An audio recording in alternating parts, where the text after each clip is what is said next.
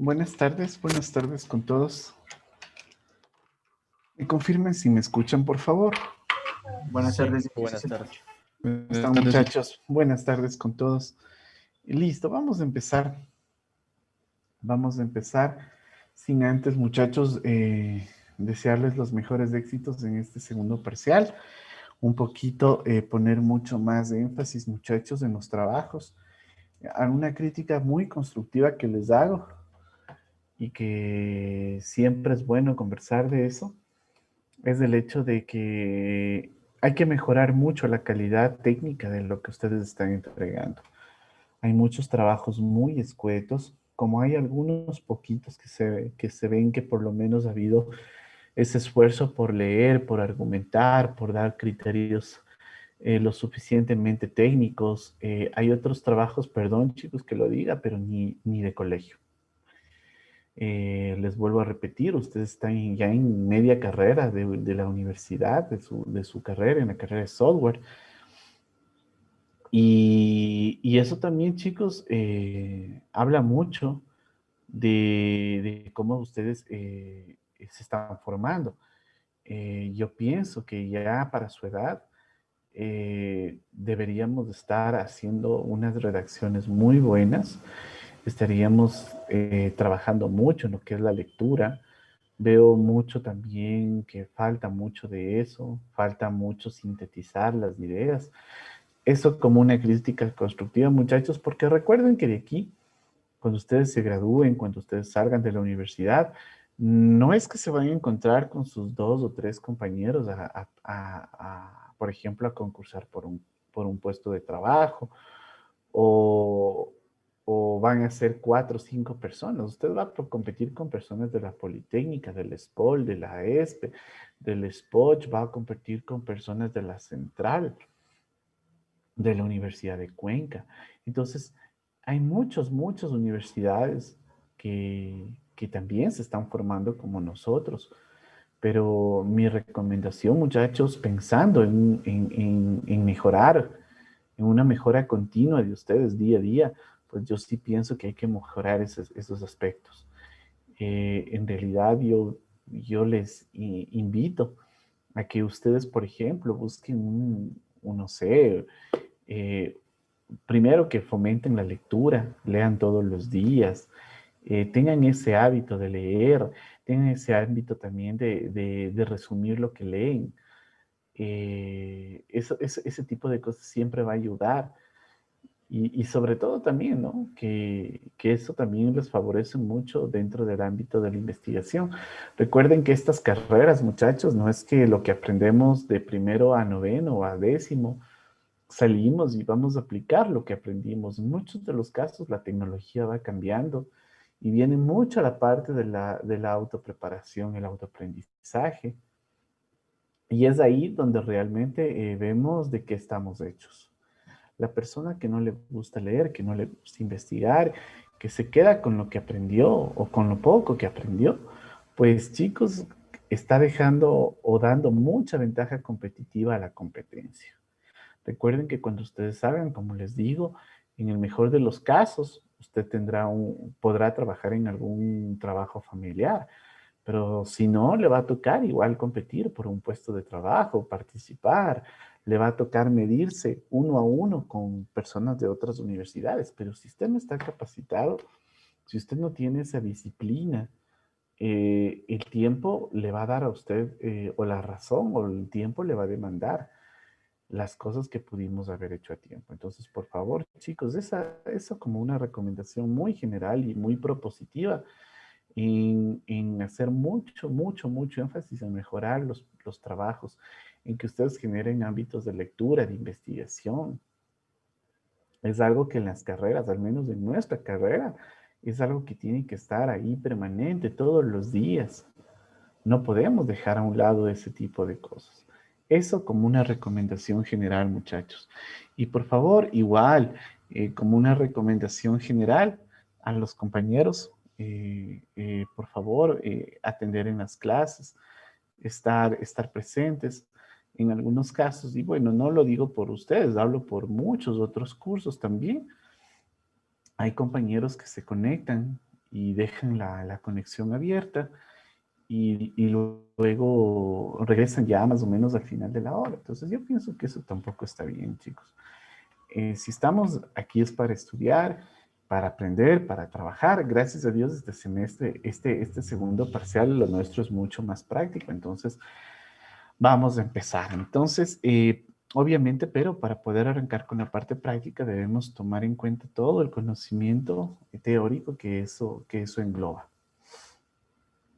Ok, entonces vamos a arrancar el día de hoy con un tema que pienso que es uno dentro de lo que son las metodologías ágiles, este tema creo que es muy relevante y tiene que ver con el tema de lo que es ya el desglose en sí de las metodologías ágiles. Entonces el día de hoy vamos a hablar de la metodología Scrum. Entonces, ¿qué es Scrum? ¿Qué es Scrum? Como habíamos visto en el parcial anterior, ese preámbulo, en el preámbulo de todo lo que, de todo el contexto, de lo que tiene que ver con el tema de agilidad, Scrum se presenta como por decirlo así, como una alternativa que tiene el mayor porcentaje de acogida a nivel mundial, de acuerdo a los estudios y a las encuestas que se han hecho sobre el uso de metodologías. Entonces podemos decir que Scrum, este marco de gestión, es un marco de gestión para el desarrollo incremental de productos, obviamente valiéndose de uno o más equipos multifuncionales. Aquí, miren, aquí vamos a ir encontrando algunos conceptos que ya en este caso, el manifiesto ágil ya lo venía hablando, ¿no? Pero que, como les decía, depende de la metodología, cada uno de los valores o los principios que tenemos a nivel del manifiesto, las metodologías los vienen a potencializar. Entonces decimos que Scrum es un marco de gestión para el desarrollo, primero, un desarrollo incremental de productos. Es un desarrollo, una construcción de los productos de software que se lo va haciendo paulatinamente en función del tiempo, en función de prioridades, utilizando uno o más equipos multifuncionales, es decir, yo puedo contar con mi equipo de desarrollo o puedo contar con varios equipos de desarrollo a la hora de construir un producto.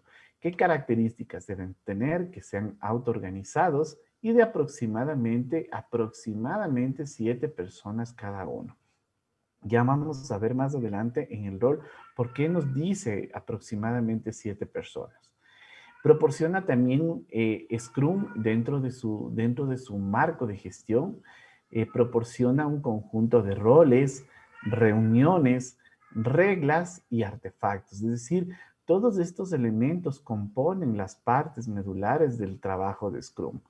Estos equipos, a su vez, son responsables de crear, dice, y adaptar procesos dentro de este marco. Es decir, el marco no es algo que nos va a sujetar a una forma en cómo el equipo tiene que desarrollar o tiene que comportarse, sino que nosotros tomamos, ¿no es cierto?, digamos, estas líneas, estos lineamientos que nos da Scrum, y obviamente sobre estos lineamientos es lo que los equipos comienzan a generar sus propias estructuras, sus propios flujos de trabajo, obviamente para poder ir personalizando, ¿no es cierto?, su realidad en función, ¿no es cierto?, del entorno y el tipo de proyecto que se están desarrollando.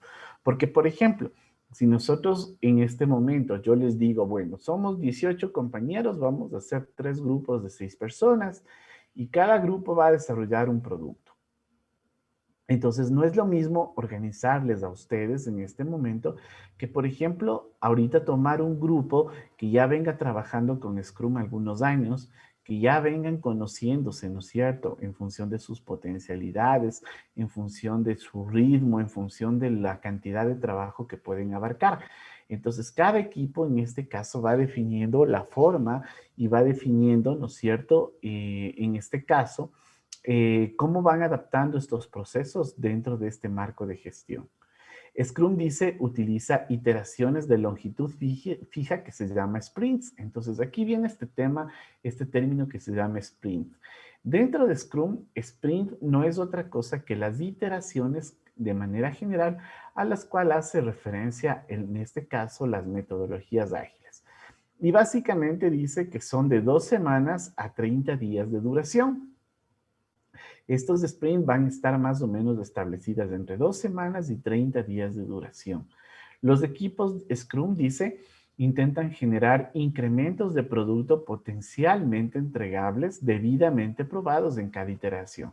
Es decir, que cuando los equipos se unen para en este caso, generar algún entregable, estos productos que se van a ir generando deben tener una característica, que deben ser productos potencialmente entregables y funcionales.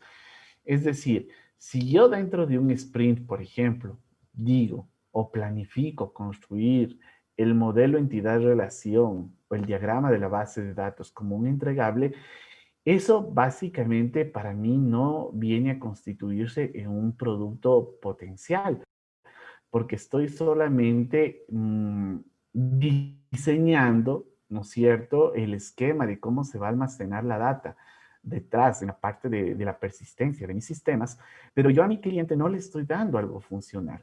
Por eso es interesante que dentro de esta metodología se hace mucho énfasis en el tema en que estos elementos tienen que ser potencialmente funcionales y obviamente que sean probados en cada iteración. Es decir, todos los productos que salen a producción deben pasar por una fase de pruebas exhaustivas, lo cual ¿qué va a garantizar? Va a garantizar la calidad de los productos. Miren, este es un diseño donde vemos, ¿no es cierto?, el enfoque, generalmente el enfoque de cómo trabaja Scrum. Scrum, a diferencia de las metodologías tradicionales, que todo se ejecutaba en un solo ciclo, por ejemplo, Scrum lo que hace es dividir en varias iteraciones.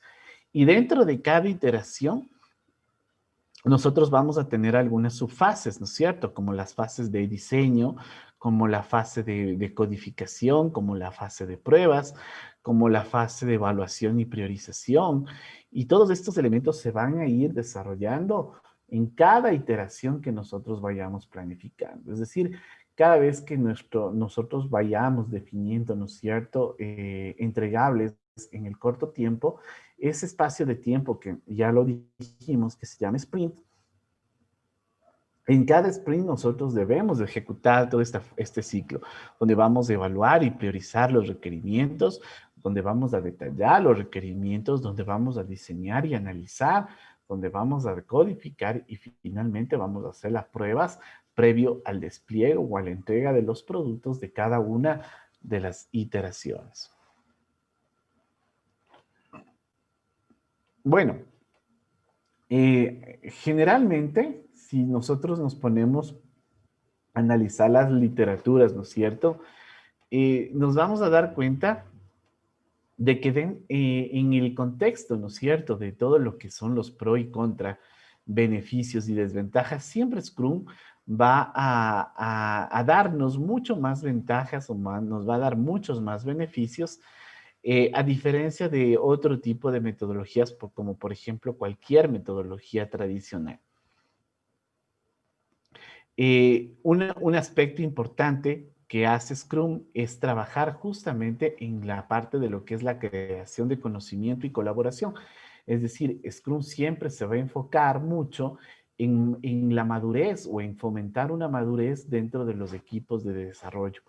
Si yo quisiera, por ejemplo, fomentar o quisiera darle mayor madurez al proceso, a mi equipo, a que mi equipo madure, a que mi equipo coja mucha más experticia como equipo, pues Scrum es una muy buena alternativa. A diferencia, por ejemplo, de XP, la metodología Sprint Programming, por ejemplo, se enfoca mucho, no tanto a los equipos, sino que se enfoca mucho a que el producto sea muy robusto. Eso no quiere decir que acá en Scrum los productos van a salir con fallas. No, no, no, no, no, no, no.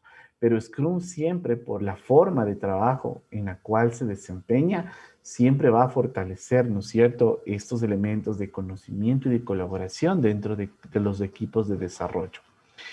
Scrum se asocia, dice generalmente, con el desarrollo orientado a objetos. Siempre va a estar ligado Scrum a lo que es el desarrollo o al software orientado a objetos.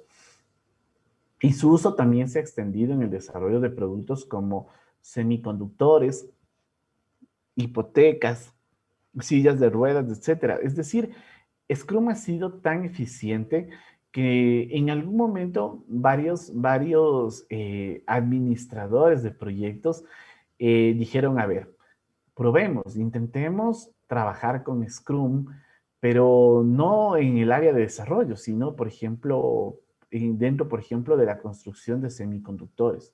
Y eso funcionó. La gente que maneja o trabaja con lo que es hipotecas o lo que son sillas de ruedas, aquellos que, por ejemplo, trabajan en las áreas de planificación, también han utilizado Scrum y obviamente los resultados han sido mucho mejor y han sido mucho más eficientes de lo que se venía trabajando en el pasado. Ok, vamos a hablar de los roles de Scrum. Dentro de Scrum existen algunos roles. Básicamente, Scrum tiene tres roles que son el Product Owner, o el dueño del producto. Tenemos el Scrum Master y tenemos también el equipo de desarrollo o conocido también como el equipo Scrum. Ahora, cada uno de estos elementos o cada uno de estos roles tienen algunas características, ¿no? Por ejemplo, dentro de este triángulo que tenemos a la hora de hablar de los roles de Scrum, el Product Owner es la única persona, por ejemplo, que puede maximizar el ROI del esfuerzo del desarrollo. ¿Qué es el ROI? ¿Alguien sabe lo que es el ROI? ¿Qué es el ROI, muchachos? ¿Han escuchado alguna vez esa palabra? O el retorno sobre la inversión. ¿Qué es eso? Recuperar el capital que se ha invertido en algún proyecto. Perfecto, es exactamente eso. Es decir, el Product Owner lo que hace es el responsable de que ese esfuerzo que se invierte a nivel del proyecto sea recuperado lo más pronto posible, obviamente, y también de la manera más efectiva. Entonces, el ROI nos va a ayudar justamente, en este caso, el Product Owner es justamente el que maximiza el retorno de esta inversión, obviamente desde la perspectiva del esfuerzo del desarrollo de software. También el Product Owner es el responsable de la visión del producto, es decir, él es el que debe tener claro, muy clara la película de lo que son requerimientos. Él debe tener muy clara la película de todo lo que son procesos.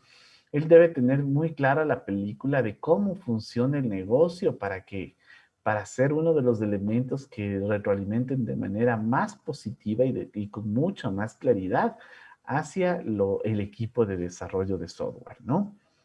¿Qué más hace el Product Owner? Generalmente, él está constantemente repriorizando o reprioriza el backlog del producto. ¿Qué es el backlog del producto? Hágale en cuenta que el backlog del producto es como un pozo de los deseos de los usuarios. Es decir, cuando nosotros arrancamos, le decimos al usuario, ¿no es cierto? Bueno, en este proyecto, ¿qué es lo más importante para ustedes? O qué es lo que quieren hacer? Entonces, en ese caso, el usuario comienza, ¿no? Y dice, por ejemplo, miren, nosotros queremos una aplicación que nos permita, por ejemplo, registrar a nuestros clientes, pero obviamente quisiéramos que este registro sea también geográficamente para poderlos ubicar en un mapa. Quisiéramos que esta aplicación se la pueda abrir tanto en móvil como en web. Quisiéramos que además de registrar los datos de los clientes, nosotros podamos hacer la toma del pedido en vivo, en línea. Y ahí el cliente comienza a despapallarse, a hablar. Entonces, cada una de las cosas que se pueden traducir como requerimientos que provienen de parte del usuario, todo eso lo vamos a registrar dentro del backlog. ¿Qué es lo que se hace aquí? Obviamente ya un poquito más claro. Aquí, ¿no es cierto? En el backlog vamos a tener todos los requerimientos que el usuario necesita dentro de la aplicación. ¿Y qué es lo que hace el Product Owner? Constantemente va a estar priorizando o repriorizando el orden de los requerimientos que están dentro del backlog. Mientras más arriba son más urgentes o más necesarios, o su implementación se necesita que sea lo más pronto posible. En este caso, el momento en que el Product Backlog reprioriza los productos, ¿no es cierto? Los requerimientos dentro del backlog del producto, lo que está haciendo es ajustando las expectativas a largo plazo, obviamente en función de este orden para, obviamente, ir planificando también los planes de liberación. Es decir, el product owner va a estar pendiente de que hay muchos requerimientos que en su momento deben ser o se van a ir implementando en función del tiempo. Entonces, él va a estar repriorizando y va a ir ajustando las expectativas del cliente a lo largo del plazo de lo que dure nuestro proyecto. Otra cosa que es el árbitro final de las preguntas sobre requerimientos, es decir, él es la voz mandante cuando se tienen dudas o cuando se tienen preguntas sobre una parte del proyecto. Ejemplo, si estuviésemos haciendo este proyecto que les mencionaba y nosotros nuestra pregunta sería, ¿no? Bueno, ¿quieren tecnología móvil? Perfecto. Ok, vamos a apuntarle al 90% de equipos que son Android o vamos a hacer, o necesariamente es una aplicación multiplataforma para que también pueda correr sobre iOS. Entonces, esos tipos de preguntas es el Product Owner el que debe estar sumamente claro y es el que dictamina, ¿no es cierto?, en última instancia, qué es lo que se debe hacer a nivel de requerimientos. ¿Qué hace otra cosa el Product Owner? Rechaza o acepta cada incremento del producto. Es decir, cada vez que el equipo termina un sprint, acuérdense en que cada vez que se termina hay un entregable, ¿no es cierto? Hay un producto entregable, funcional. Entonces, en última instancia, es este señor el que dice, bueno, lo que me acaban de entregar lo acepto porque cumple con todo lo solicitado, o en última instancia dice, bueno, yo lo rechazo porque ustedes no sé qué hicieron, pero no está en función de lo que nosotros solicitamos el requerimiento. Entonces, ¿quién tiene esa potestad? El Product Owner. ¿Qué más hace el Product Owner? Decide si se libera o no, es decir, cuando entre nosotros como equipo, o bueno, el equipo entrega, en este caso el producto de software, en última instancia, él tiene la potestad de decir, como es un producto funcional, yo puedo decidir y decir, bueno, como Product Owner podemos decidir y decirle, bueno, yo quiero que esta parte del software que me acaban de entregar se lo pone en producción o a su vez esperamos otra iteración más para complementar la otra parte funcional y sacamos ahí sí estos dos entregables a producción. ¿Quién hace eso? ¿Quién decide? El Product Owner. Otra vez, otro de los aspectos es que él decide si se continúa o no con el desarrollo de software.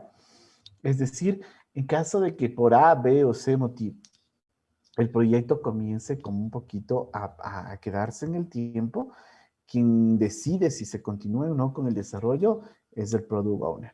¿Qué otra cosa es el Product Owner? Considera los intereses de los stakeholders.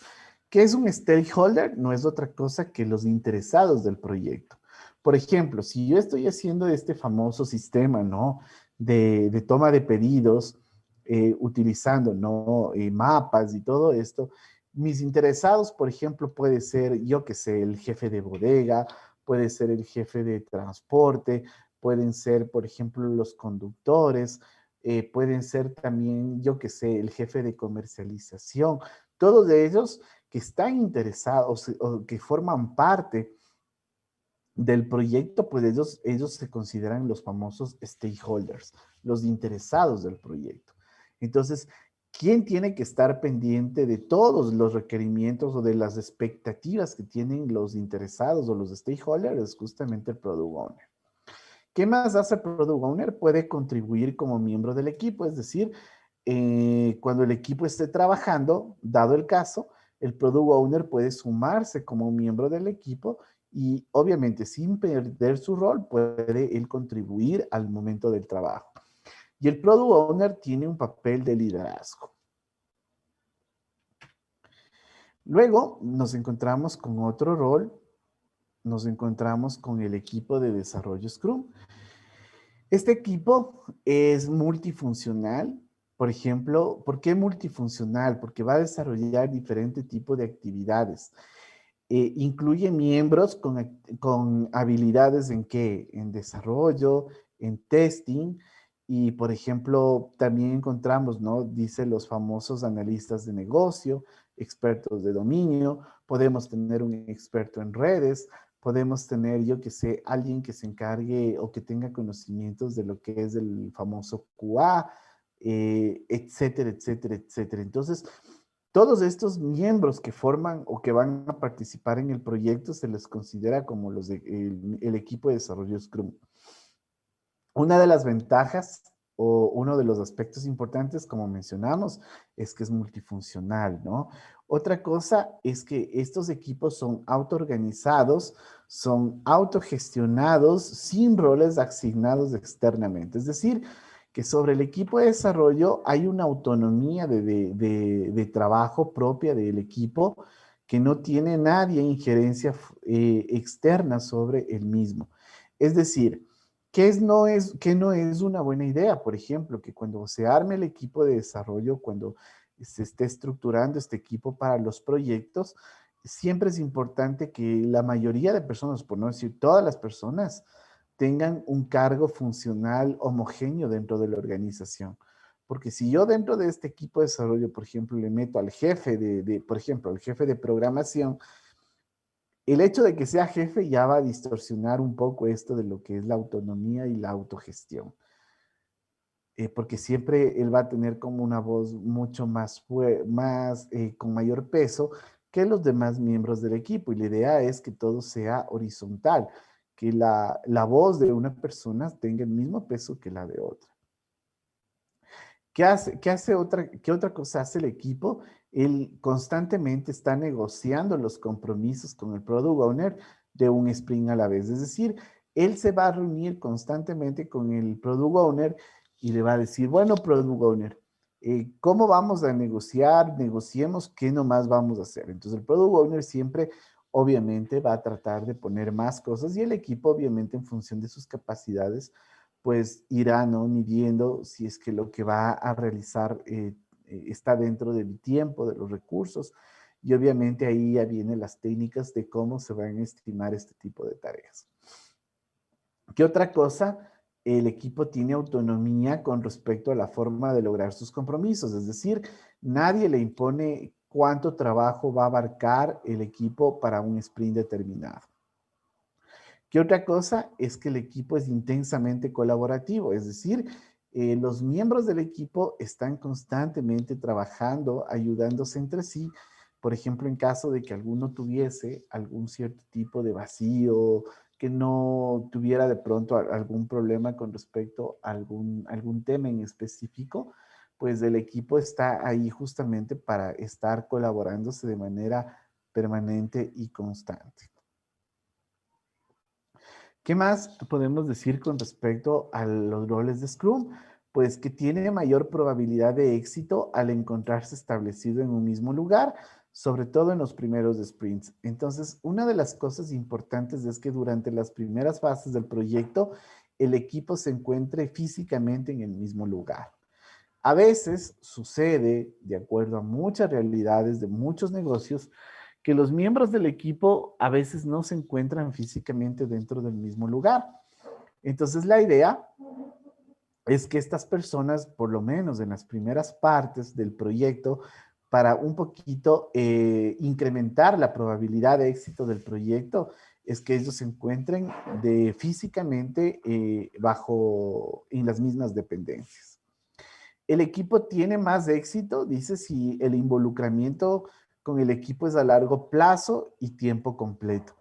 Scrum promueve evitar el traslado de personas o dividirlas en otros equipos. Es decir, si yo quiero que este equipo que va a trabajar, ¿no es cierto?, en el proyecto y quiero que este equipo crezca, madure, se potencialice en el tiempo, pues de alguna manera debo tratar de que el equipo siempre esté junto a largo plazo. Y obviamente la mayor parte del tiempo, que los tiempos asignados al proyecto sean tiempos completos de todos los miembros, ¿no?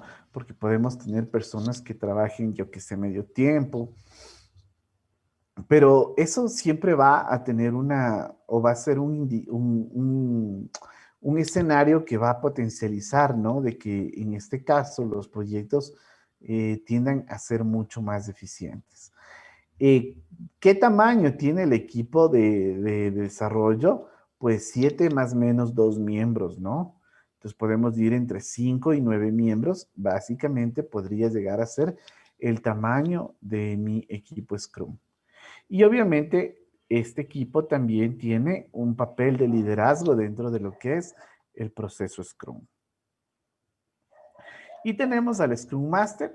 ¿Qué hace el Scrum Master? El Scrum Master facilita el proceso Scrum, ayuda a resolver impedimentos. ¿Qué es un impedimento? Por ejemplo, supongamos que el equipo está trabajando y por ahí el equipo se ve un poco bloqueado en el proyecto porque se me ocurre, tenían que hacer, yo que sé, un software utilizando algún cierto tipo de dispositivo que eso obviamente lo tiene el cliente. Entonces, ¿cómo el equipo puede probar si le funciona o no, si el equipo está donde el cliente, en las dependencias del cliente? Entonces ahí tengo dos escenarios, mandarles a programar a mi equipo donde el cliente, que no es tan buena idea, pero lo que sí podría hacer es, ¿no es cierto?, como Scrum Master, analizar una alternativa para resolver ese problema que tiene el equipo. Ejemplo, yo podría decirle al cliente que me dé el equipo, que me preste mientras dura esta etapa de desarrollo. Generalmente los clientes siempre acceden a eso, entonces no hay ningún problema. Otro tipo de impedimento, por ejemplo, ¿qué pasa si, por ejemplo, se decide hacer un desarrollo multiplataforma y el equipo, por ejemplo, tiene muy pocos conocimientos de esa tecnología?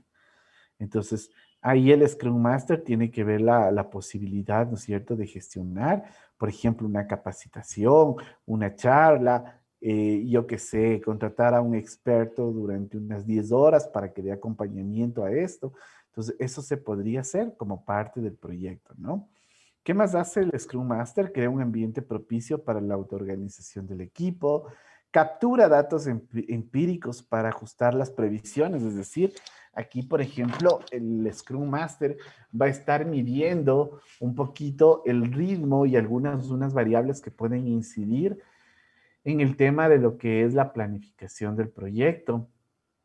¿Qué otra cosa hace el Scrum Master? Va a proteger al equipo de interferencias externas, de distracciones, para mantener el flujo del equipo. Entonces, lo que hace es como ser un paraguas, ¿no? Para el equipo, sin interferir, pero sí le va a decir, bueno, si es que en caso, ¿no? De que alguien quisiera intrometerse un poquito con el trabajo que está haciendo el equipo, pues el Scrum Master protege al equipo. O algo tan sencillo, ¿no? En una dependencia puede darse el caso que justo una persona de alto rango necesite un soporte usuario y quiere que le atienda una de las personas de los que están programando, porque saben que el chico es buena gente, hace rápido, sí, es afable con las personas, tiene paciencia para enseñar. Entonces, obviamente, ese tipo de personas el negocio le va a estar buscando permanentemente para que les ayude. Aplica los time box, es decir, los tiempos máximos de cada sprint. Mantiene visible los artefactos de Scrum, es decir, aquí no solamente que vamos, el Scrum Master está ahí trabajando en impedimentos, en los time box, sino que también va a hacer visibles los artefactos o los instrumentos que se utilizan a nivel de Scrum con el objetivo de llevar un proceso ordenado, lógico, documentado de lo que es la metodología.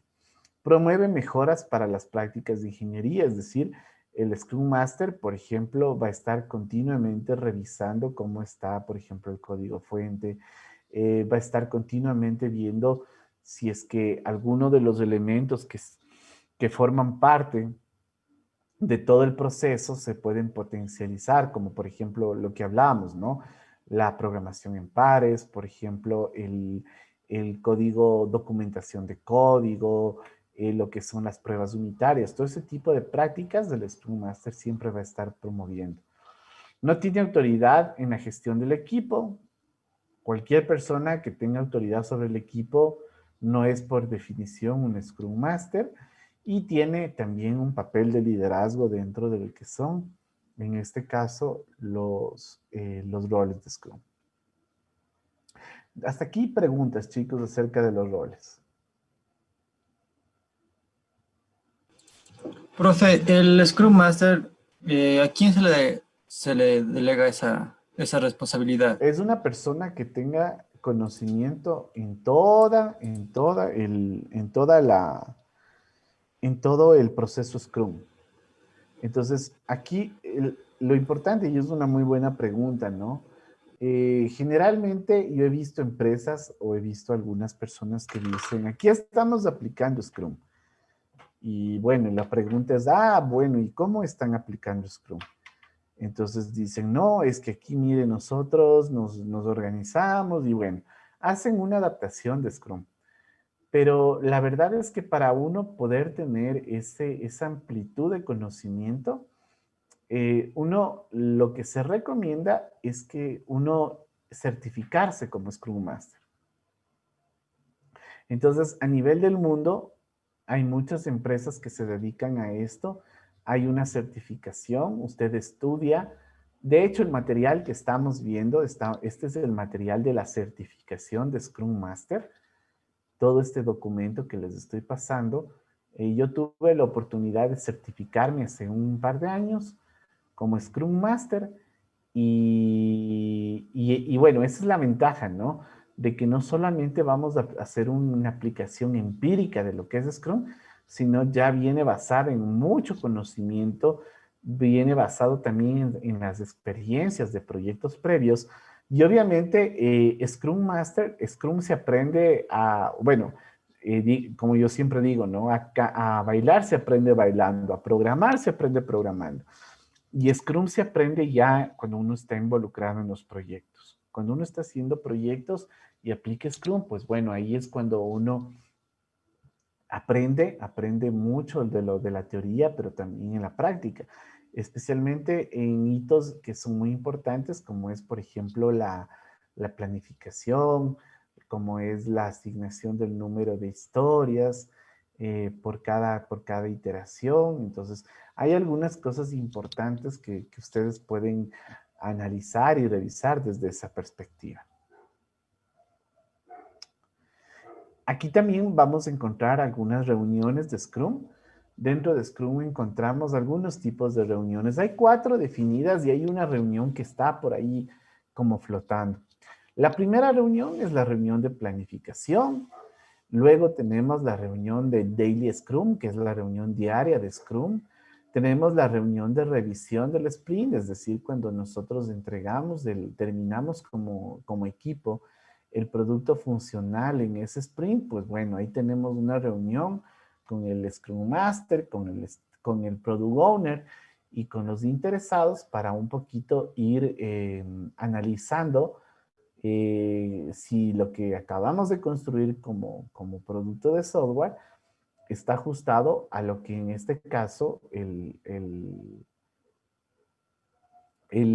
product owner y los interesados, obviamente, y los usuarios finales esperaban, ¿no? Y tenemos la reunión de retrospectiva, que es donde se analiza bastante sacar como esas lecciones aprendidas en la ejecución de cada una de las iteraciones, ¿no? Todas las reuniones de Scrum son facilitadas por el Scrum Master, quien no tiene autoridad para tomar decisiones en ellas, es solamente un facilitador. Bueno, tenemos la reunión de planificación del sprint como la primera reunión a analizar. Entonces, al comienzo de cada sprint, el Product Owner y el equipo van a siempre tener una reunión de planificación donde se negocia qué ítems del backlog se van a intentar convertir en un producto funcional durante el sprint. Es decir, acuérdense del backlog donde estaba el pozo de los deseos. Ahí nosotros nos vamos a reunir con el Product Owner, con el equipo, y ellos negocian qué nomás de ese backlog se va a realizar. El Product Owner es el responsable de declarar cuáles son los ítems más importantes, es decir, él identifica y prioriza los requerimientos previo a la planificación del sprint. El equipo es responsable de seleccionar la cantidad de trabajo que cree que pueden realizar sin acumular deuda técnica. Entonces ya vamos a ver lo que es la deuda técnica más adelante. Pero es el equipo finalmente quien decide cuánto trabajo se va a poner al hombro a lo largo de este sprint. El equipo toma el trabajo desde el Product Backlog hacia el Sprint Backlog. Es decir, si el Product Backlog es donde estaban todos los requerimientos de manera general, el Sprint Backlog, en cambio, es un espacio donde nosotros vamos a poner todos los requerimientos que vamos a hacer durante ese sprint específicamente. Cuando los equipos se encuentran frente a un trabajo complejo con una incertidumbre muy alta, deben trabajar juntos para intuitivamente estimar su capacidad para comprometerse con los ítems mientras aprenden de los sprints anteriores. Es decir, cuando arrancan los proyectos, a veces se tiene mucha incertidumbre en, bueno, ¿cuánto nos vamos a demorar en esto? Cuando el equipo es nuevo, cuando el equipo no se conoce, lo que siempre se recomienda al inicio es un poquito no abarcar mucho trabajo, porque obviamente no sabemos el ritmo y la capacidad que tienen los equipos. A medida que el equipo avanza, obviamente vamos a ir ya conociéndonos y vamos a ir entendiendo, por ejemplo, que a mi compañero que forma parte del equipo, de pronto a él le toma mucho más tiempo codificar cierto tipo de algoritmos, pero él es muy rápido en una base de datos. O tenemos el otro compañero que es súper bueno programando, pero de pronto para hacer testeo no es tan así prolijo. Entonces, es aquí donde comenzamos a jugar con un montón de variables, justamente en el hecho de ir, ¿no es cierto?, tomando la cantidad de trabajo que pensamos que debe ser necesaria en función de este aprendizaje que va a tener el equipo durante los proyectos, ¿no? Otro tema importante es que en esta reunión, que planificar la capacidad por hora y comparar sus estimaciones con datos reales hace que el equipo simule precisión y reduzca su sentido de responsabilidad de sus compromisos, ¿no? Aquí mucho ojo a tomar en cuenta este tipo de cosas. Dice que hasta que el equipo haya aprendido a lograr el incremento de producto potencialmente entregable en cada sprint, se debe reducir la cantidad de funcionalidad comprometida, lo que les acabo de decir. El fracaso de cambiar estos viejos hábitos conduce a la famosa deuda técnica. ¿Qué es el débito técnico, la deuda técnica? Miren, es la variación que tenemos entre un terminado 100% robusto y un terminado muy débil. Es decir, que la programación o el producto no fue construido tomando en cuenta algunos escenarios o algunos aspectos que de pronto son importantes, ¿no? Como la seguridad, como la estabilidad, como, digamos, la confidencialidad de la data. Entonces, todos estos elementos, si es que yo no tomé en cuenta, ¿no? O de pronto, hasta incluso los mismos errores en el sistema, eso se lo considera como un débito técnico. Y a veces eso se da porque abarcamos mucho trabajo y obviamente como debemos cumplir nuestros compromisos, pues cogemos, programamos rápido y a la hora del té, el producto a veces puede salir con muchos errores. Eso es lo que se conoce como el débito técnico. Dice que si la parte superior del backlog no ha sido refinada, una parte importante de esta reunión se la debe enfocar justamente a eso, al hecho de que el Product Owner venga y comience nuevamente a repriorizar cuáles son los aspectos importantes que se deberían tomar en cuenta para el siguiente sprint. Hacia el final de la reunión de planificación, el equipo desglosa cada requerimiento en ítems, en elementos más pequeños, lo que se conoce como las tareas del sprint. Entonces, recordemos el flujo. Teníamos el backlog. Del backlog sacábamos nuestros datos, ¿no es cierto?, hacia el sprint backlog Y aquí en el Sprint Backlog, ya cuando tenemos definido qué es lo que vamos a hacer, vamos a desglosarle en elementos mucho más pequeños que se conocen como los de Sprint Task o las tareas de Sprint.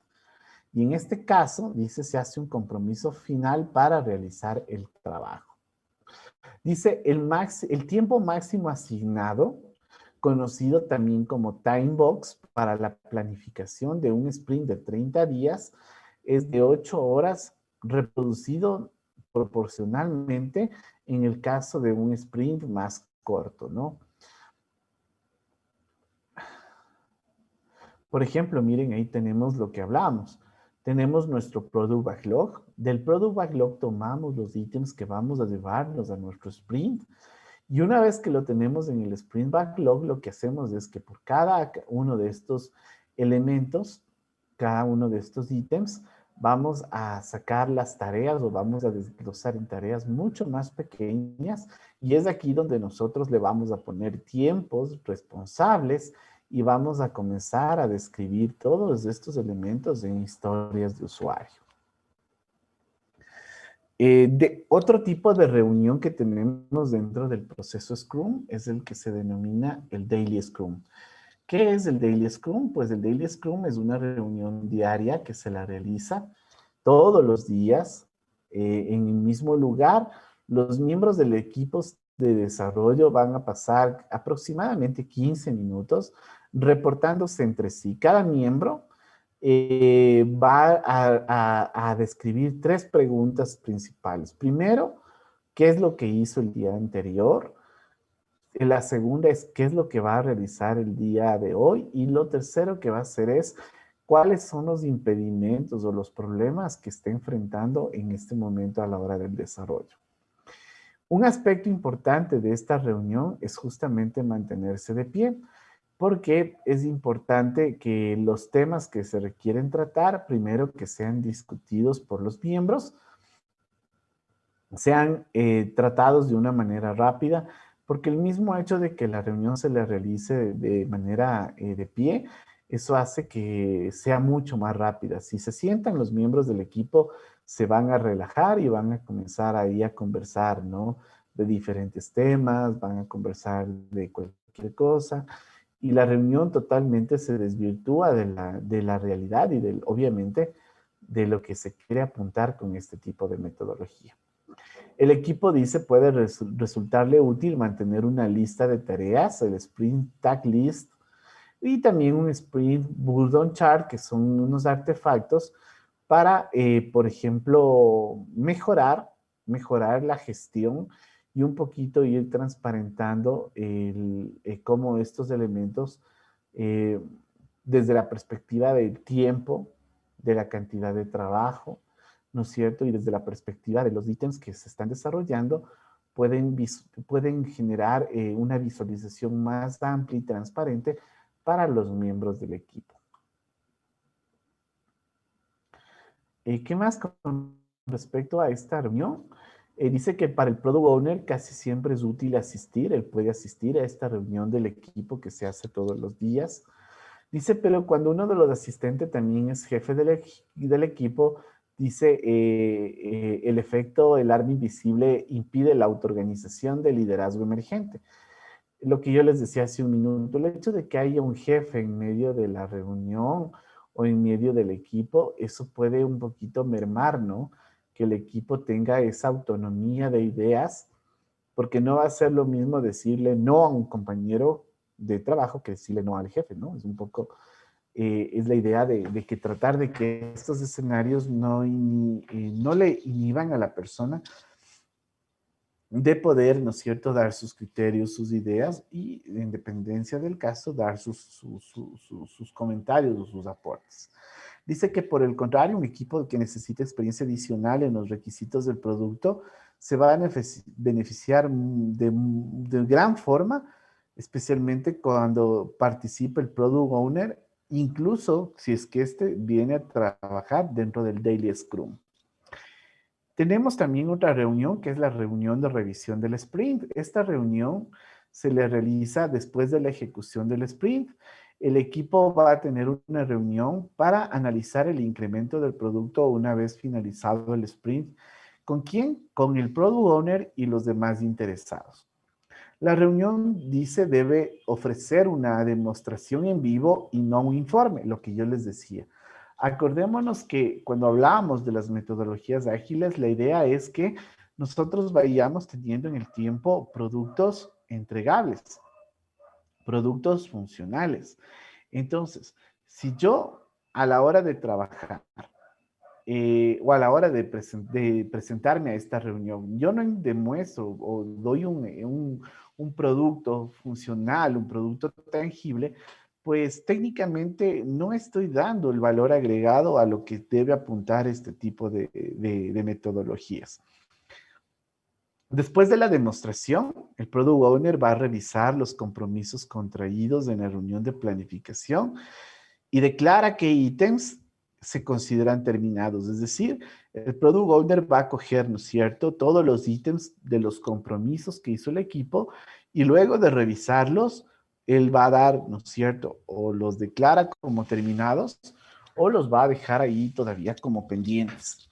Entonces dice, por ejemplo, un ítem de software que es meramente código completado no se considera terminado. Los elementos incompletos son devueltos al backlog y clasificados de acuerdo a las prioridades de Product Owner. Pero aquí hay una cosa importante. Si bien aquí el texto dice que un producto completado que no se completó de la manera correcta regresa al Product Backlog, yo tuve la experiencia de compartir con muchas personas que venían trabajando varios años ya con Scrum y había un principio que se tomaba en consideración, no solo con ellos, sino con personas también que venían trabajando en proyectos en el exterior. Y se decía que cuando uno se compromete a algo con Scrum, uno tiene que cumplirlo. No hay forma, no existe nada que bajo ningún motivo se pueda, en este caso, dejar de cumplir con la parte de los entregables. Y eso también va a ir midiendo la calidad del equipo, va a ir midiendo la capacidad de autoorganización, de responsabilidad, va a ir midiendo la capacidad de comunicación que tiene el equipo dentro de los proyectos. Entonces, yo desde la perspectiva personal pienso que no se pueden devolver los productos al backlog porque es un compromiso íntegro que hace el equipo al momento de asumir la cantidad de trabajo comprometida para al final del sprint. Es algo muy personal que igual he visto que lo comparten algunas otras personas. En este caso, en esta reunión de revisión, el Scrum Master le va a ayudar al Product Owner y a los stakeholders a convertir su feedback en los nuevos ítems del Product Backlog. Entonces, aquí el Scrum Master es un facilitador que va a ayudar al Product Owner, al stakeholder, a que todos los requerimientos o las ideas que ellos tengan sobre la continuidad del proyecto, eso se pueda convertir en los PBIs para poder priorizar, ¿no es cierto? Posteriormente con el Product Owner. Si el Product Owner determina que el alcance recién descubierto es más importante que lo que se tenía planificado de manera original dentro del backlog, pues lo que se hace es se prioriza nuevamente, se ponen los ítems más importantes y eso sería el punto de partida para el próximo sprint que va a realizar el equipo. La reunión de revisión del sprint es el encuentro apropiado para que los stakeholders, incluso a los usuarios finales, ¿no? Entonces aquí es muy importante para que en este tipo de reuniones tanto los interesados como los usuarios finales puedan palpar, puedan visualizar y puedan analizar cómo está el producto y el avance del mismo.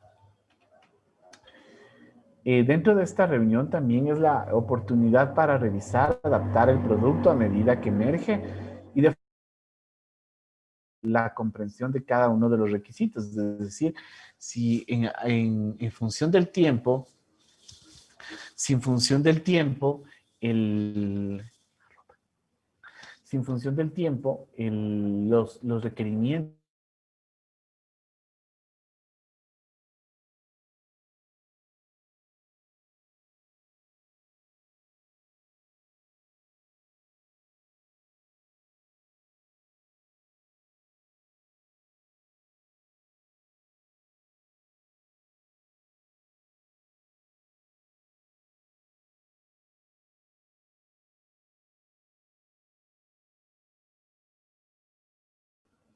¿Me escuchan? ¿Me escuchan? Parece que... Ya, perdón, parece que se fue el internet 2 segundos. Ok. Eh, También es importante aquí tomar en cuenta que se puede analizar la presencia o la identificación de nuevos productos. Generalmente este es el espacio donde se pueden ir descubriendo también la capacidad de ir cambiándole un poquito a la planificación o a la visión original que teníamos del producto. Y el desarrollo iterativo es un enfoque dirigido por el valor y que va a permitir la creación de productos que no podían haber sido especificados por adelantado, obviamente tomando en cuenta, ¿no?, que los usuarios al inicio del proyecto generalmente no conocen el contexto global de lo que se va a realizar a nivel del proyecto. Ok. Y llegamos a la reunión de retrospectiva. ¿Qué hacemos en la reunión de retrospectiva? Cada sprint va a finalizar con una retrospectiva, es decir, una vez que se haya realizado la reunión de revisión del sprint, cuando esta reunión termina, el equipo de desarrollo con el Scrum Master se reúnen y generan una reunión de retrospectiva. Esta reunión el equipo va a reflexionar sobre el proceso, cómo le fue al equipo, e inspeccionan, por ejemplo, el comportamiento y adoptan medidas para ir mejorando el tema para futuros sprints. Los Scrum Master dedicados, dice, encontrarán siempre nuevas alternativas, muy diferente a las reuniones obsoletas, ¿no es cierto? Con el fin de que este tipo de reuniones permitan un poquito retroalimentarse entre el equipo y obviamente también retroalimentarle al Scrum Master con el fin de que incluso se puedan identificar impedimentos que se pudieron haber dado durante la reunión. Un aspecto importante es que en esta reunión solo tienen que estar los miembros del equipo y el Scrum Master, lo cual debe generar, ¿no es cierto?, un ambiente de seguridad psicológica en la cual se pueda clarificar o la cual se pueda hablar tranquilamente de los problemas o de las situaciones encontradas durante el sprint. Si es que esa seguridad psicológica, esa apertura a nivel de ambiente no existe, pues va a ser muy difícil que la retrospectiva por sí sola funcione. Un impedimento común para la plena transparencia a la hora de llevarse a cabo la reunión de retrospectiva, por ejemplo, es la presencia de personas que tengan puestos de alto nivel dentro del equipo, ¿no?, o dentro del proyecto. Otro impedimento, dice, es la tendencia humana a sacar conclusiones y proponer acciones con rapidez. Entonces, a veces somos muy rápidos para hablar y no tanto para pensar, ¿no? Y a veces queremos tomar decisiones en cuestión de segundos, cuando es siempre importante, como en la vida misma, analizar los contextos. Y en función de las mejores posibilidades, plantear ahí sí elementos que pueden facilitar, ¿no es cierto?, el desarrollo o favorecer este proceso Scrum como parte del proyecto. Otro elemento también que influye en que una retrospectiva funcione o no es la seguridad psicológica. En la seguridad psicológica es la distribución física, ¿no? O sea, a medida que yo les tenga muy próximos a mis empleados, pues obviamente va a ser mucho más fácil manejarlo. Hay un libro donde se describe un grupo de retrospectivas a nivel de proyectos y donde los Scrum Masters se basan mucho para retroalimentarse, en este caso del equipo, después de cada sprint o después de cada iteración, con el fin de tomar medidas y que eso ayude, ¿no es cierto?, al proceso de Scrum. Las retrospectivas a menudo exponen impedimentos organizacionales y una vez que el equipo ha resuelto los obstáculos de su influencia inmediata, el Scrum Master debe trabajar para expandir esa influencia positiva. El Scrum Master debe utilizar una variedad de técnicas para facilitar las retrospectivas, incluyendo la redacción en silencio, líneas de tiempo, histogramas de satisfacción, entre otros elementos. Y tenemos la reunión de refinamiento del backlog, que como decíamos es una reunión que se da, ¿no es cierto? A veces esta reunión se la puede dar en la reunión de planificación y dice que la mayoría de los PBIs inicialmente van a tener que refinarse, ya que son grandes y poco comprendidos. Entonces, a medida que vamos siendo un poquito más específicos en en los requerimientos de estos, incluso se van a tener que nuevamente redefinir, ¿no? Expandirlos en el mayor de los casos.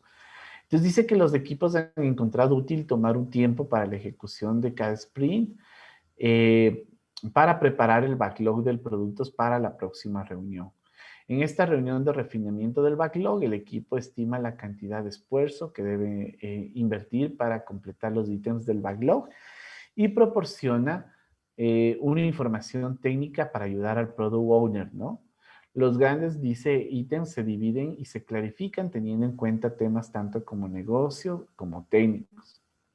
Entonces aquí básicamente lo que vamos a tener es una retroalimentación continua, una redefinición de requerimientos sobre el backlog y esto va a favorecer mucho, ¿no es cierto?, a la fase de construcción del producto dentro de nuestro proyecto de desarrollo. Dice que es común escribir los ítems del backlog en forma de historias de usuario. Ya vamos a ver qué es una historia de usuario. Este enfoque, dice, los PBIs de gran tamaño son llamados epics. Entonces, cuando tengo PBIs que son muy grandes, estos ítems del Product Backlog y son muy grandes, los vamos a llamar epics y con eso sabemos que debemos desglosar aún más ese tipo de requerimientos. La agilidad requiere aprender a dividir historias de usuario que representan características más pequeñas del producto. Y aquí nuevamente aparece nuestro amigo Pareto. Dice que el 80% de valor generado, que el 80% del valor se genera con el 20% de esfuerzo. Perdón, como la mayoría de los clientes no utilizan la mayoría de las características de los productos, es conveniente dividir los epics para encontrar historias más importantes primero antes que tratarlo de una manera muy general a los requerimientos. Listo, preguntas hasta aquí, por favor.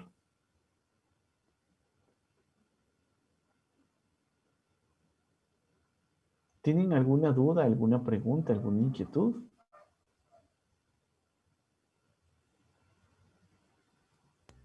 En que yo tenía una de las diapos anteriores, o sea, del tema anterior que decía de los product owners y los stakeholders. O sea, ¿quién sería el product owner y los stakeholders en una empresa?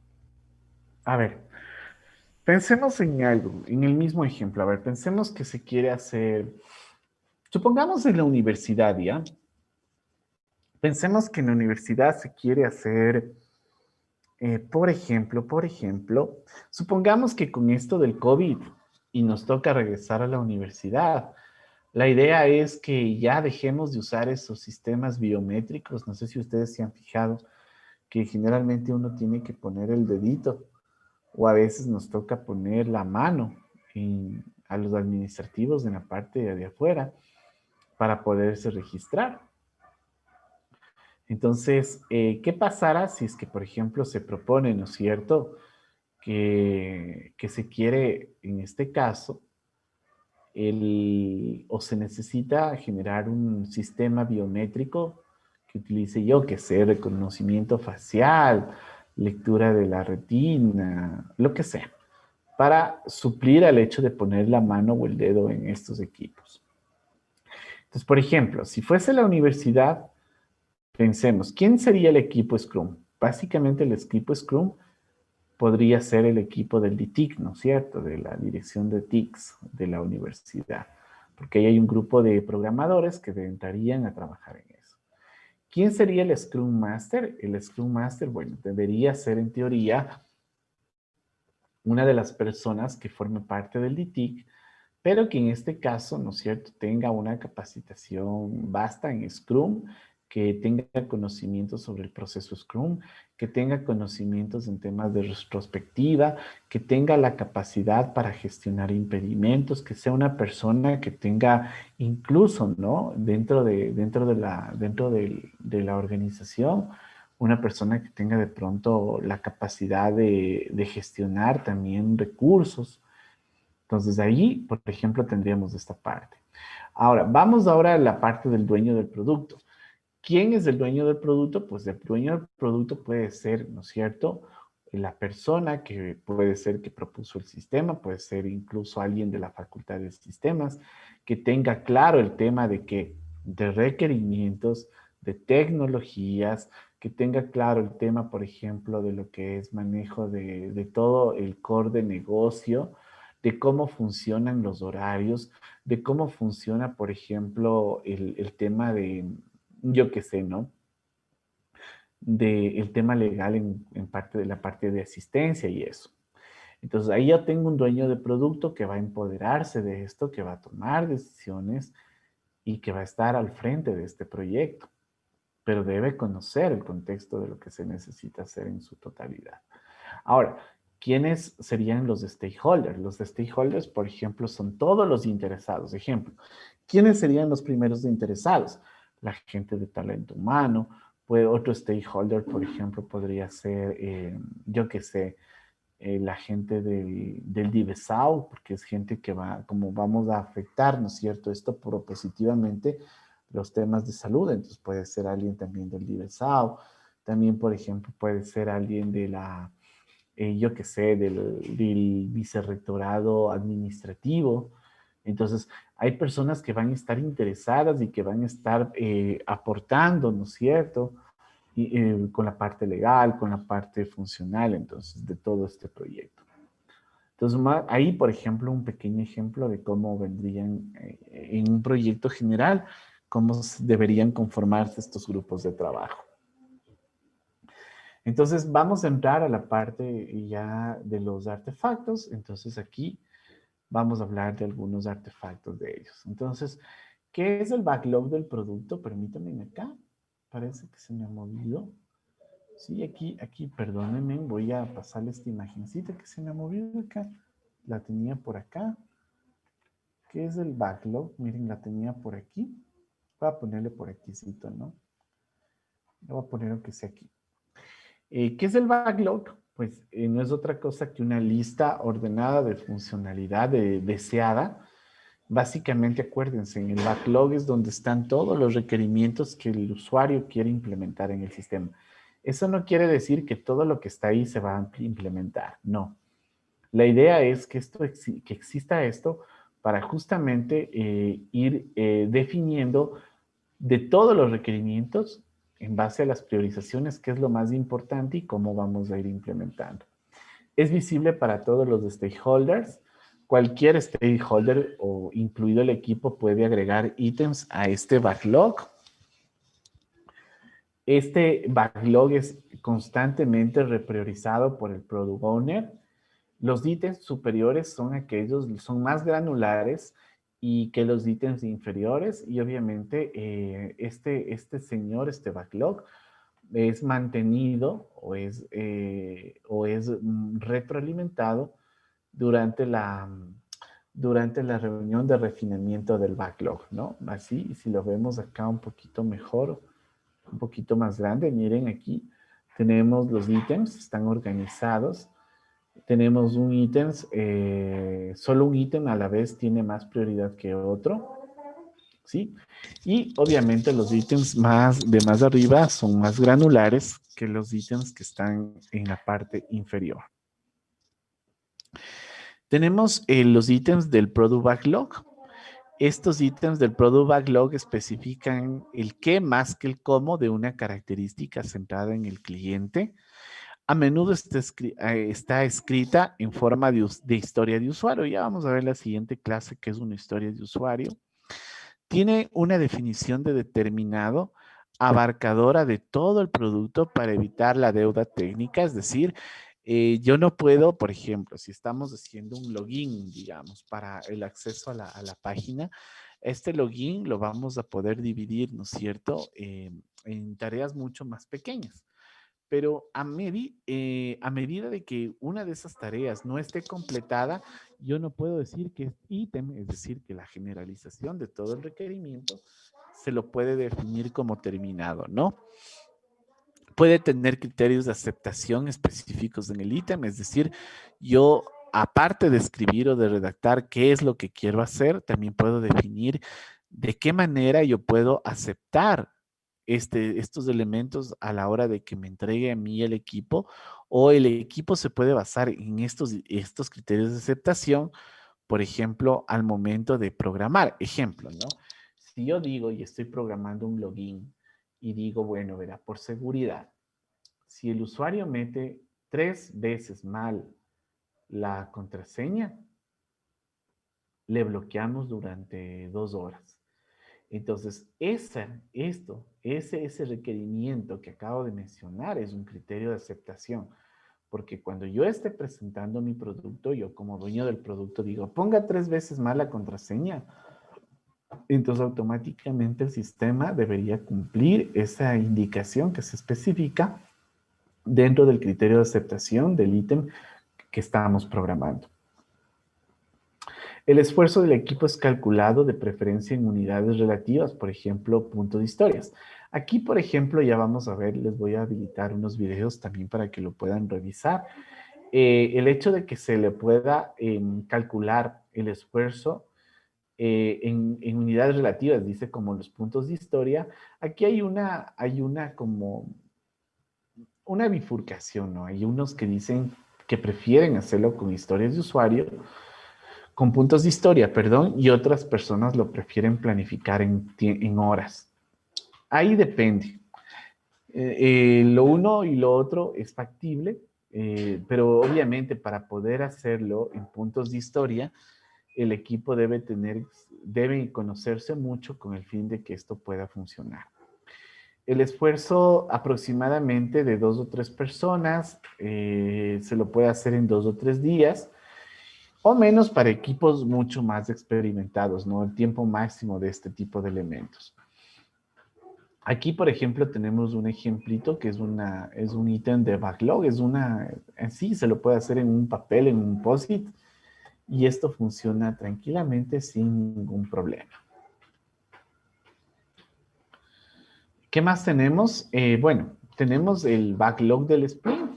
Consiste, lo que habíamos hablado hace unos minutos, el backlog del sprint no es otra cosa que los ítems que sacamos del product backlog y que los comprometemos a realizarlos dentro del sprint, ¿no? Estos básicamente son los ítems que se negocian entre el equipo y el product owner en la reunión de planificación del sprint. El alcance comprometido es fijo durante la ejecución del sprint. Las tareas iniciales son identificadas por el equipo en cada una de las reuniones. El equipo descubrirá las tareas adicionales necesarias para cumplir con el compromiso. Esto durante la ejecución del sprint, es decir, puede darse el caso que nosotros hayamos definido, yo que sé, un conjunto de tareas iniciales, pero a medida de que avanza el proyecto, nos vamos a ir encontrando de pronto también con otro grupo de tareas que inicialmente de pronto no se las contempló.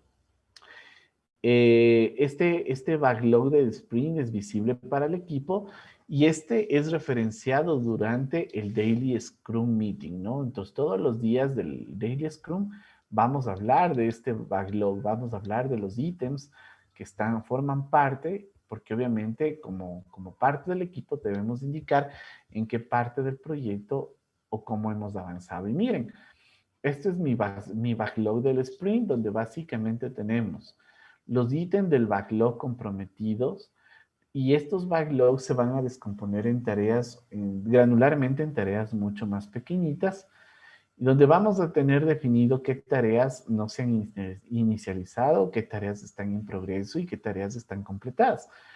Básicamente eso podemos hacer por cada uno de los miembros del equipo, tener un backlog general. Y básicamente esto es lo que está retroalimentando o está hablando por mí dentro del proyecto. Entonces yo puedo ver en este gráfico, miren que técnicamente estamos apenas 2 tareas completadas, hemos inicializado 2 ítems y que aún tenemos en progreso 2 elementos y que faltan por completar 6 de esos 2 elementos. Y los otros 2 ni siquiera los hemos inicializado. Esa es la forma en cómo se trabaja con Scrum utilizando este tipo de artefactos.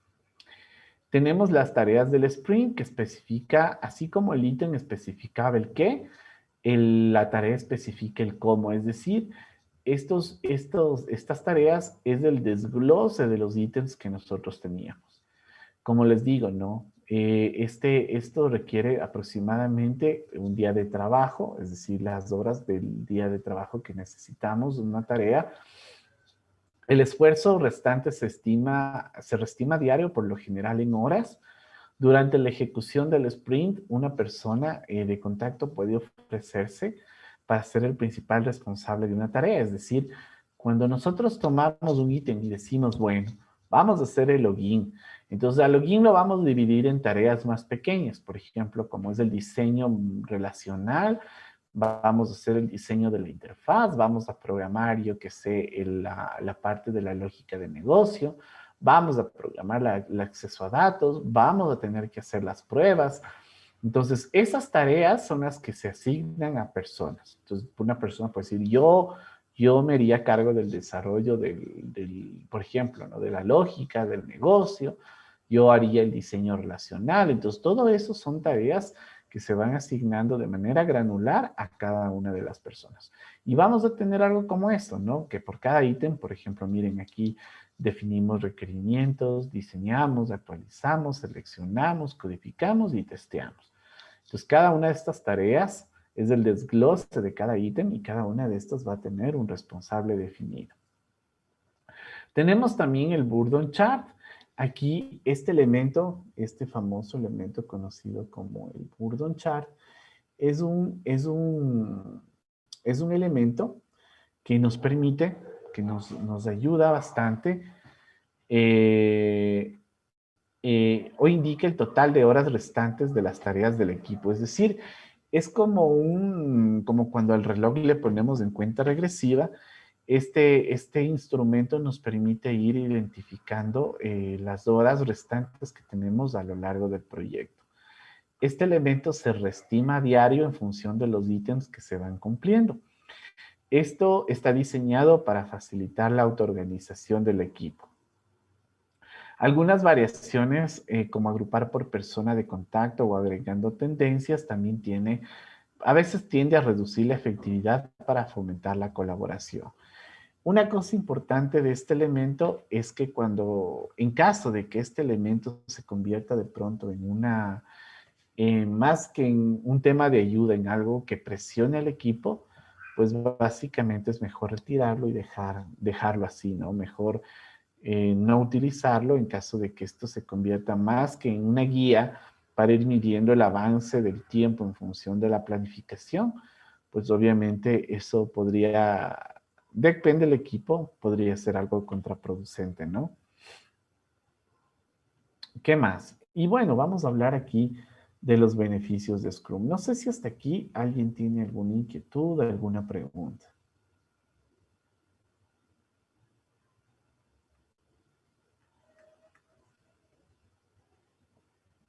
¿Tienen alguna inquietud, alguna pregunta, chicos? No.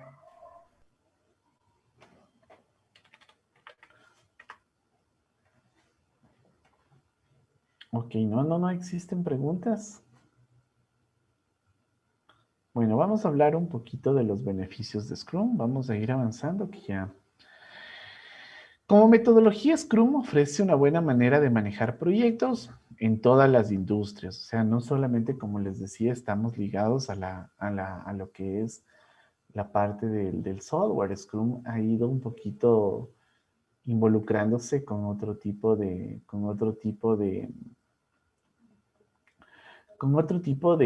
industrias, y básicamente es ahí donde se le ve mucho el potencial que tiene a la hora de gestionar proyectos, ¿no?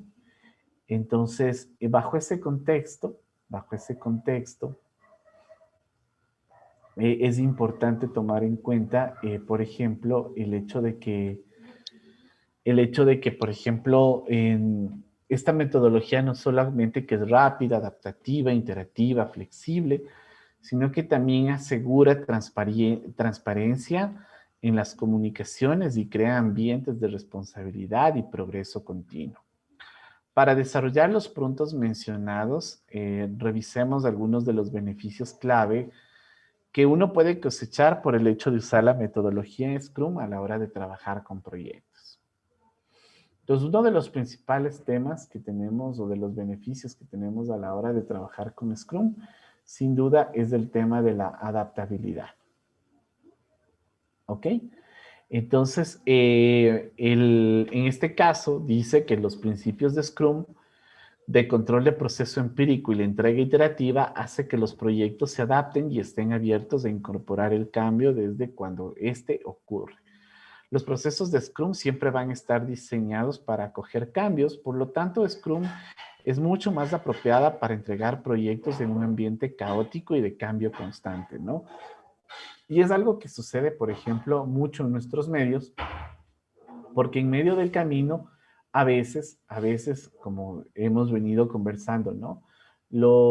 En este caso, ni siquiera los propios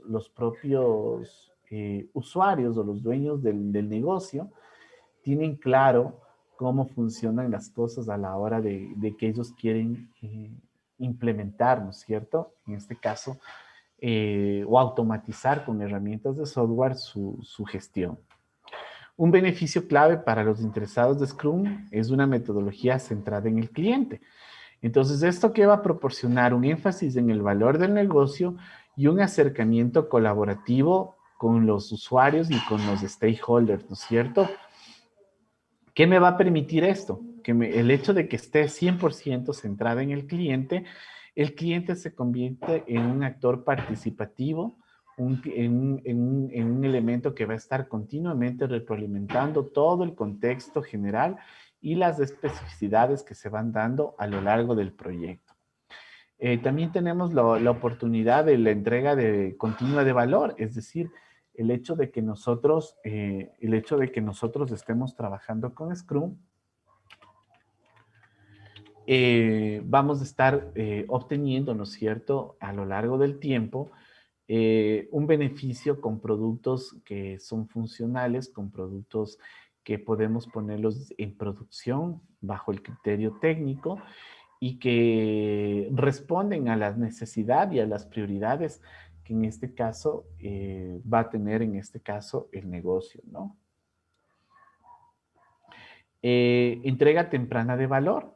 Obviamente, uno de los beneficios que justamente estábamos conversando es no solamente el hecho de que tener una entrega continua de valor, sino que vamos a ir viendo que en el corto plazo las funcionalidades del sistema se van a ir implementando de manera mucho más rápida de lo que tuviéramos con otro tipo de modelo o con otro tipo de proceso.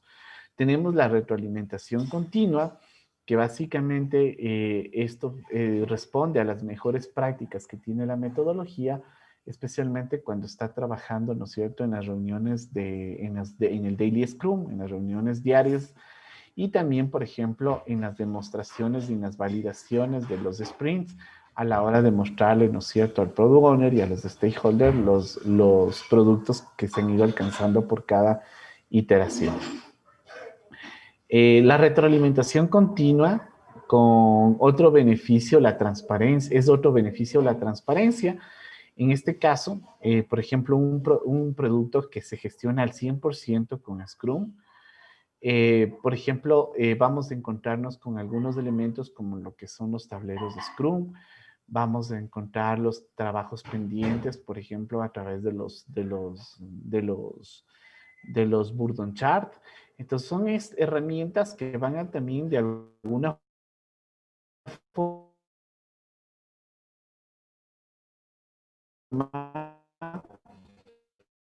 a permitirle al usuario tener claro el contexto de cómo esté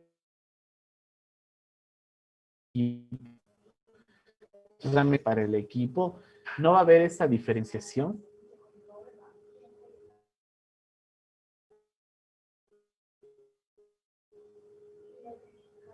Aquí vamos. A ver, ¿aló? ¿Me escuchan?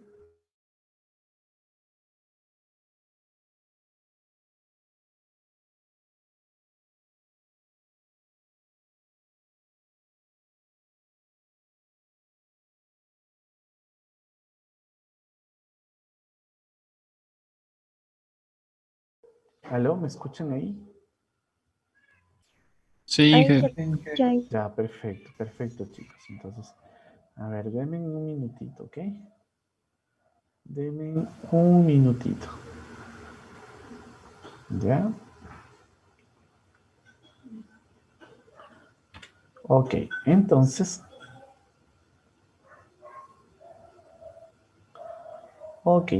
aquí,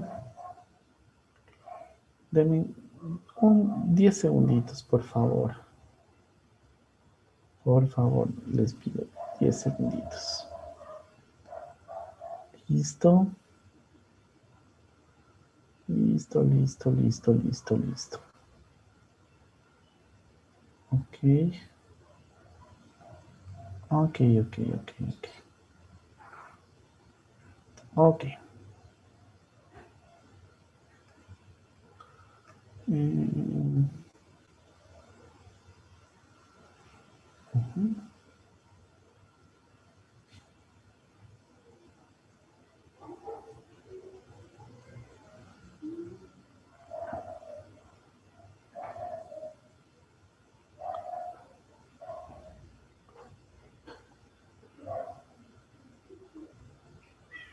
Ok.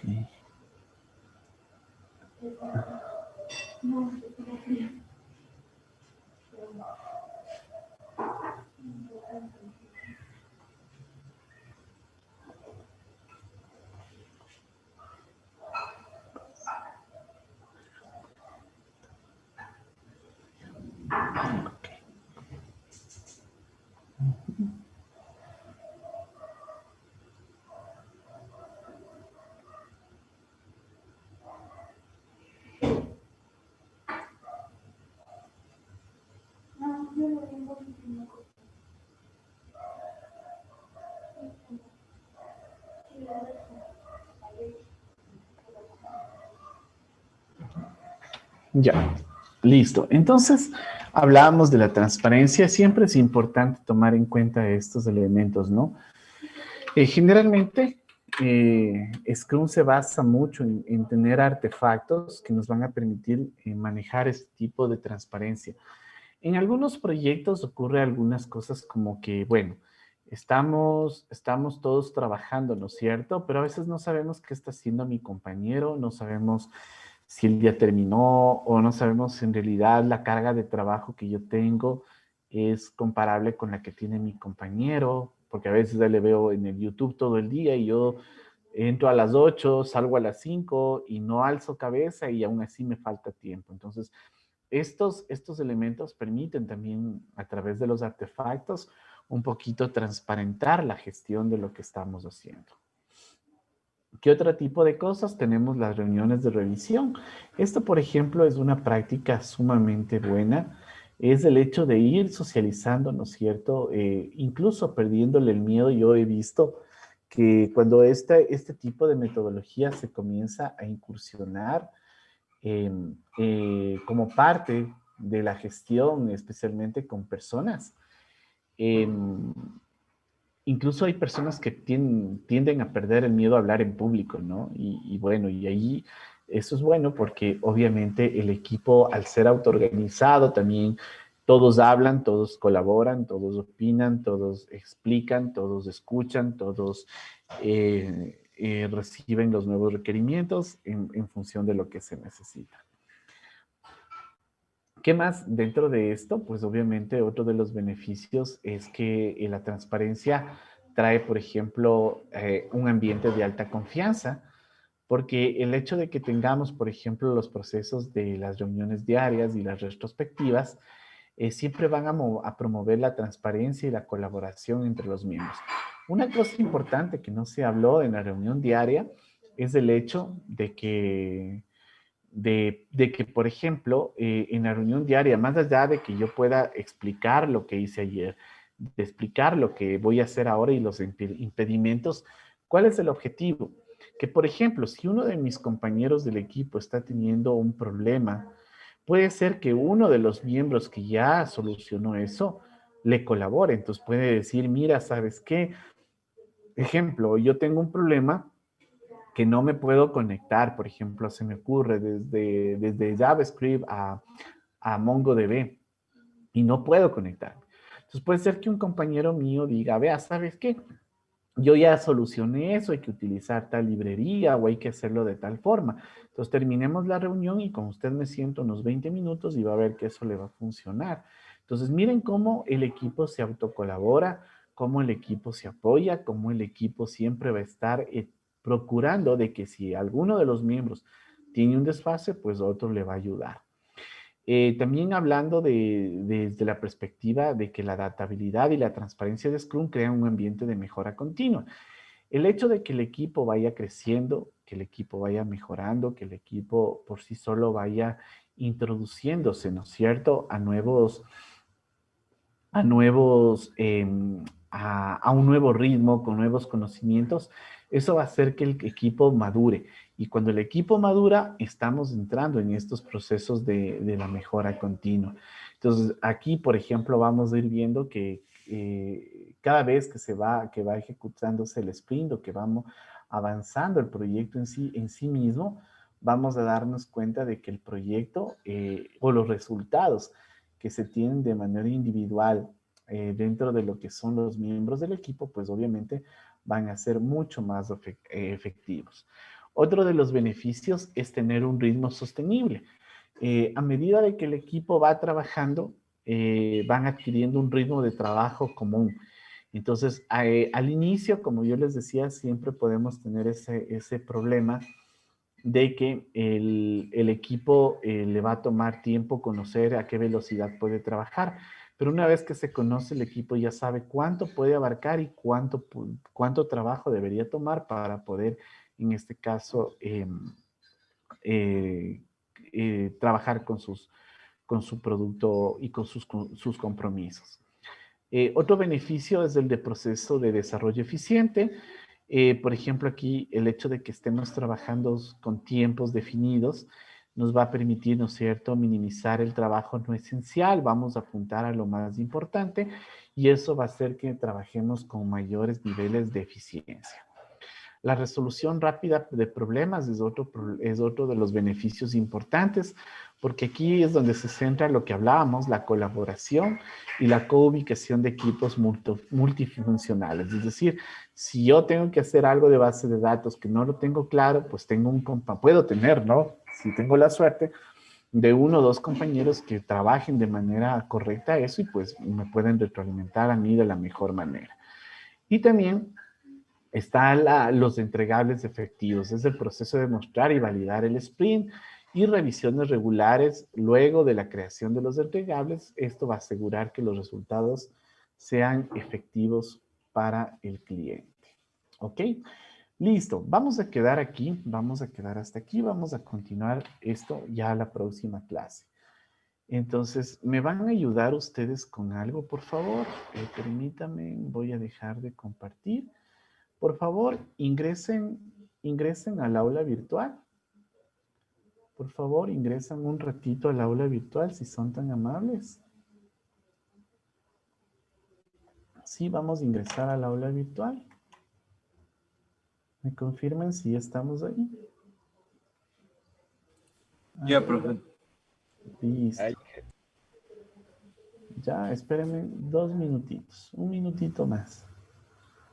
A ver, listo muchachos, entonces por favor, eh, espérenme un minutito.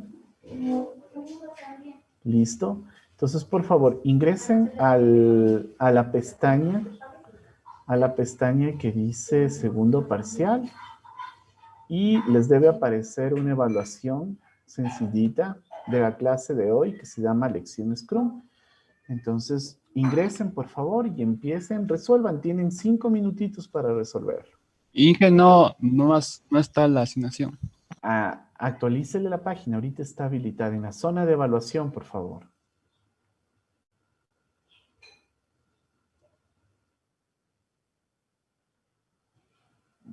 Yo la estoy viendo. No aparece, Inge. Entonces vuelvan a salir No y lo vuelvan a aparece. entrar. Les habilito un minuto más. Vuelvan a salir y vuelvan a entrar.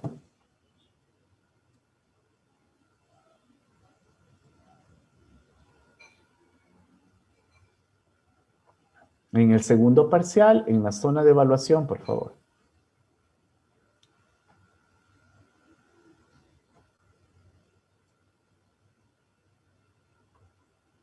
¿Me confirman?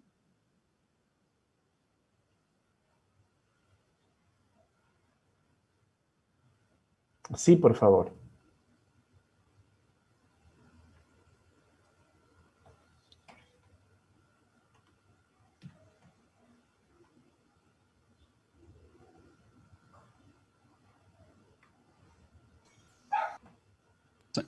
Empezamos nomás, Inge. Sí, empiece, empiece. Tiene 5 minutitos para trabajar, no hay ningún problema.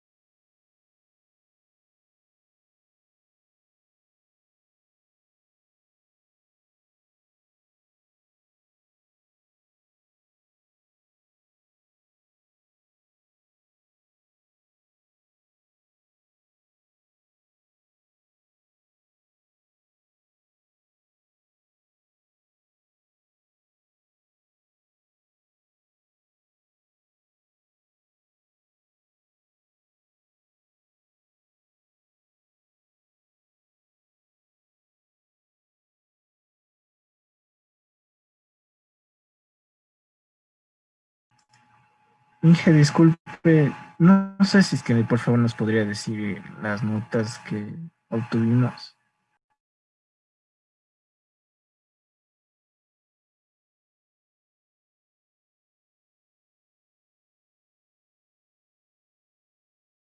Perdón, ¿me ayuda con la pregunta, por favor? ¿Me repite, Sí, si es tan Inge, amable? disculpe, quería preguntarle si por favor nos puede decir cuánto obtuvimos en la evaluación. La lección de ahorita, ya listo.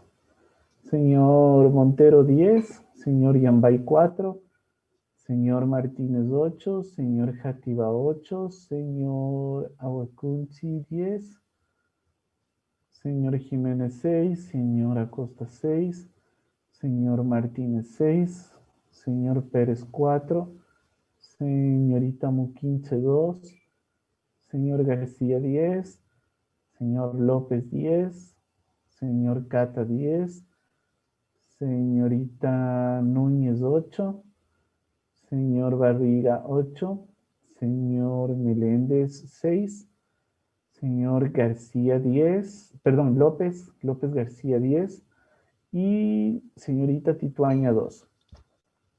Eso es, chicos. Nos vemos el día miércoles. Muchas Inge, gracias por... Dígame.